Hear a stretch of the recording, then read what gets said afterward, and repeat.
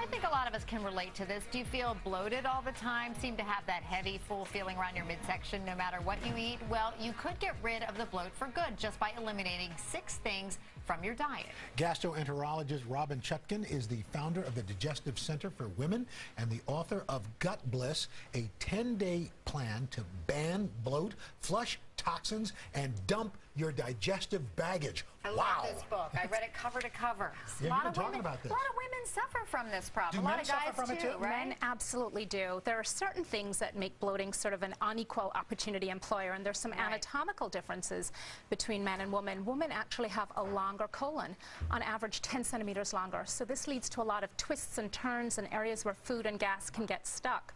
Men have higher testosterone levels, so even if men have a bit of a bare belly, they have a tighter abdominal wall because of the testosterone. So you kind of have a built-in Spanx. It's quite unfair, actually. Wow. So we have a lot of gut garbage is what you're telling us, the ladies Absolutely, do. we can. So what exactly is bloating? So bloating is that uncomfortable feeling you get when you have increased gas in your digestive tract, and we're seeing a virtual epidemic of it. What are the sad gases? So the sad gases are the 6 things you should try eliminating for 10 days. That's part of the Gut Bliss plan to eliminate your bloating, and that's the sad part is soy, artificial sweeteners, and dairy, and the gas, the more challenging part, that's gluten, alcohol, and sugar.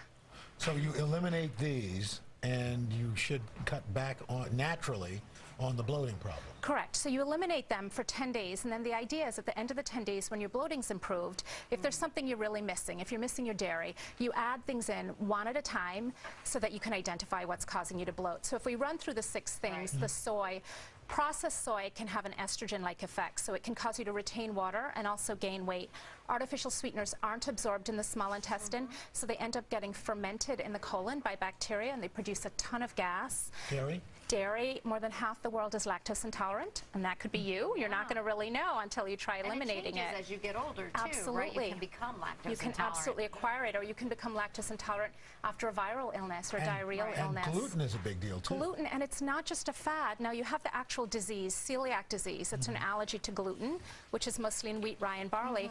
But millions more are intolerant of gluten, and they get bloating, fatigue, all kinds of symptoms when they eat it. So it really is a real phenomena, not just with people who have celiac disease, but people who are sensitive to it. How do you know, though, if you're truly bloated or if it's maybe just a case of belly fat? So there are a couple key ways to tell if you're bloated or have belly fat.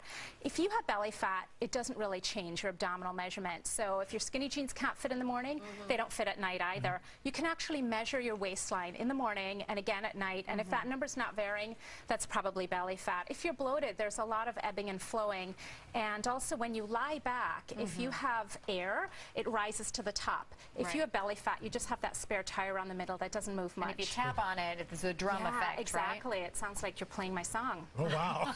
Now you're doing, requests. All right. The book is Gut Bliss. Dr. Robert Chutkan, thank you so much. Thank you. Great information.